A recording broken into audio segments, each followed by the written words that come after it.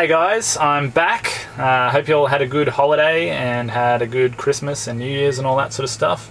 Oh, camera's getting away from me here. Whee, she's a little bit top heavy. Sorry about that. So anyway, I'm back and I'm ready to make another video, and it's one that I've been wanting to make for a little while now.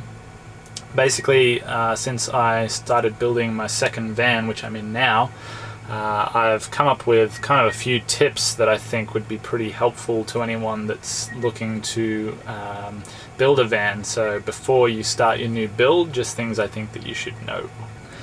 So most of these are going to be pretty much mistakes that I made or design flaws from my first van. So if you've been following me for a while, you would have seen my first van that I built. And while I love that van, there were a lot of things that I felt I needed to improve on. And when I built this van, I pretty much had a list of all these things and made sure that I didn't make the same mistake again. And I just thought it would be valuable to anyone so that you don't have to go through making those mistakes. For me, I love this van, and it's awesome. There's no inconveniences and stuff, whereas the last van, there was a lot of things that I wanted to change. So yeah, anyway, here we go. The first tip is to do with the bed and where you build it in the van. With my first van, I had it on the driver's side, which regardless of what country you're in, ends up being on the road side. And when I was sitting in there sort of the first night that I parked parked alongside a road, I started to worry because my head was touching the rear door, and I was basically on the corner that if someone was going to lose control and hit the van while they were driving past, they were going to hit that corner. And I realized at that point, because when you're building, you're just thinking about space and where you want the kitchen to be and this, that, and the other. But I realized at that point that I'd put myself and my head in a pretty vulnerable position if you're going to park on the side of a road. So what I've done with this van is I've built it on the passenger side, which might look funny to you guys in the States and overseas because it's on the other side for us, but this is the curb side of the road, so everything's kind of reversed. But this is the passenger side, and I also left a gap behind the bed, so there's actually storage at the end of the bed, so it's not the first thing that's at the back doors. So now when I park on the side of a road, there's a sort of a big protective barrier around the bed, and I'm not going to be the first thing that gets hit if a car loses control. But that's kind of important, and I don't think I've heard anyone mention that ever on YouTube. So another thing that I learned from my first build was I learned about windows and the effect that they're going to have on your life if you're going to live in a van. My mistake was when I bought my first van, I thought, I want to have windows all the way around because I want to have a good view. If I park at the beach or something, I want to be able to see out, I want to be able to sit in here, have a cup of tea, be looking at the ocean, yada yada, basically that was what I had in my head. But when I bought the van and I had windows all the way around, I quickly learned that you lose and gain so much heat through windows, it's not funny. So I would find in the summer it was way too hot. It was like being inside a greenhouse. You just couldn't be inside the van because there's windows all the way around. And then in the winter, I'd be freezing when I'd be trying to sleep. I could feel, it was like one of those fridge ads where they show the flowing air over all the vegetables. I felt like one of those vegetables, like I had this cold air just flowing over me from the windows. And they weren't even open. They didn't open. It was just the heat transfer through the glass. So yeah, and then not only that, but if you want to be stealthy and you want to block out, or you want privacy, or you want to block out the light, you've got to block the entire van. So with this van, what I did was I bought one that just had a window on the side door and the back windows obviously, and the rest of it is all just sheet metal. So yeah, that one's kind of important. It's a kind of a toss-up whether you want to deal with those kind of cons in order to have a better view. It's up to you, just something to think about. Another thing that's really important that you're going to learn super quickly about living in a van is you're going to want ventilation. Super important. In my first van, I didn't want to cut any holes in the roof. It's a common thing. Everyone's scared to start cutting bits of metal away and this, that, and the other. And that's what I was like at first too. But what I found was it got to summertime, and a couple of mornings I would wake up just feeling totally suffocated, and I'd have to just open the side door and you just feel the air come in. It insane. And fans just weren't enough. You actually needed that air to be circulated. So pretty quickly after that, I started cutting holes in my roof. It's funny how quickly you can change your mind once you experience that. So I've got 2 vents in my van. I've got the basically fantastic vents. There's one at the front, one at the back, and that gives you like a flow. So you don't want to just have one. I had sort of one vent in my other van, but I did have some little vents at the back, which gave me a bit of airflow. But I found this setup is the best. You don't need to have a fan in both of them if you don't want to, if you can't afford it or for whatever reason. You just need to have a fan in at least one of them, and the other one can be passive, because whenever this one is sucking, it's gonna, if it's sucking the air out of this one, the air is gonna come in the other one. So you just reverse it if you want the air to go out of the other one. But yeah, I would put at least one fan in, 2 vents, and I would have the fan, if you're going to have one fan, I'd put it above wherever you're cooking, because you want to be able to suck the fumes out while you're cooking.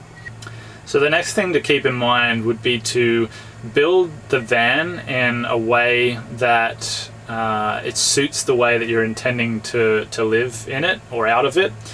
And for me, that meant that I wanted to build it in a way that was as small of a compromise on how I would normally live if I wasn't in a van.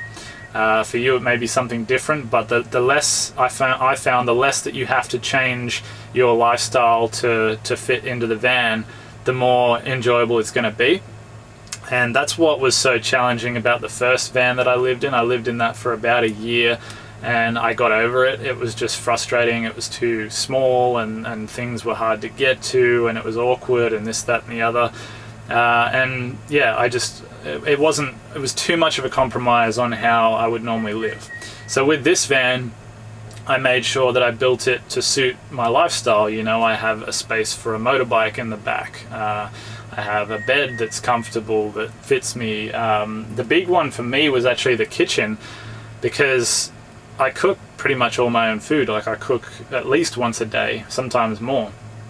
And the last van that I had made that pretty difficult, just because of the layout and the size of things, and it was just a bit awkward as well. So with this one, I made sure I got a van that was tall enough for me to stand up in, and I made a standing area in front of the kitchen. I've got a 2-burner stove, which is big enough to fit 2 big pans on, and it's easy to access. I don't need to build anything to get it out or anything like that.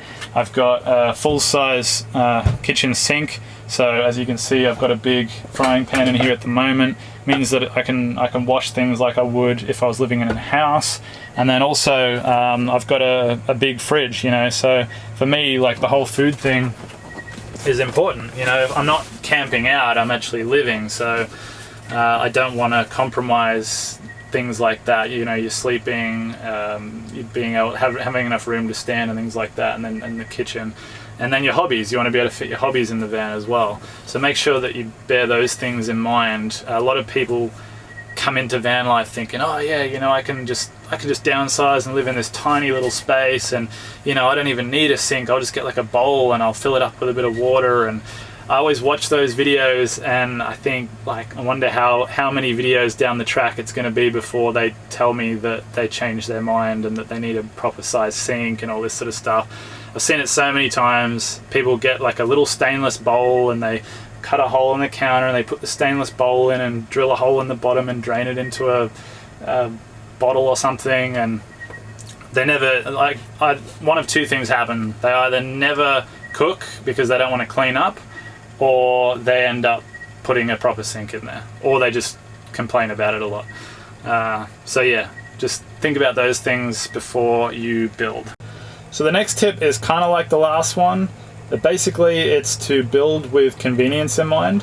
My last van, I built it like a lot of people do. I've seen it online quite a bit, where you sort of think, oh, I'm going to have this couch, it's going to turn into a bed, and it's just going to be this simple folding thing, and everyone comes up with these great ideas, and in theory they're really good, and you know, a lot of the time they work. Maybe they're good for traveling and stuff, where a bit of compromise is okay, but when you're actually living in the van, you don't want to have to build your bed every night.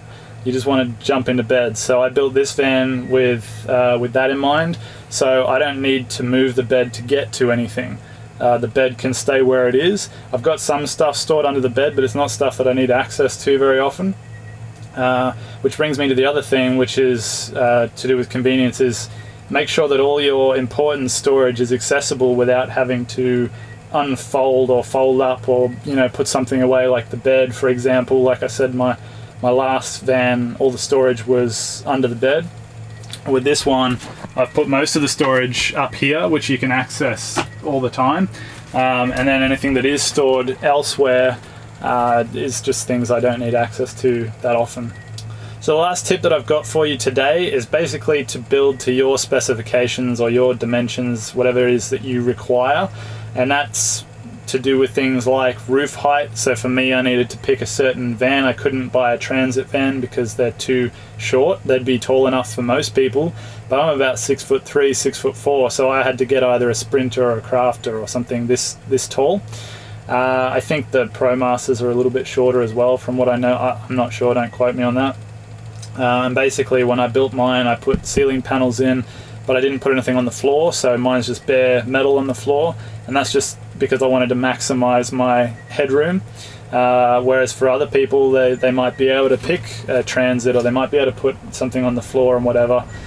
Just choices that I had to make. The other thing would be bed size, so I went with a king single, which is an odd bed size, but it's perfect for me because, like I said, I'm pretty tall, but I'm also only living in here by myself. If you're a couple, you're going to need a double or a twin or something like that. If you're shorter, you might be able to get away with just a single, you maximize your space then, but for me it was a king single. Another thing would be like the counter height. This is one that probably not a lot of people think about, but my counter is a lot higher than your average kitchen counter. I measured a normal kitchen counter and I just thought, well, I'm normally uncomfortable when I'm chopping vegetables in someone's kitchen, so I'm going to make this comfortable for me, and that's what I did. So when I'm in here, it's a perfect height for me, but there'd be a lot of people, friends or family, that would come in here that would be too short, and it would be way too tall for them.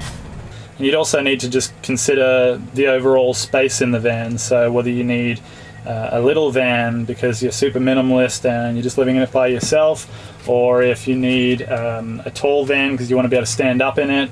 And for me, I wanted the long wheelbase. A lot of people could get away with a medium wheelbase, but I wanted to be able to fit a dirt bike in here with me, so I needed that extra storage. It depends on your hobbies.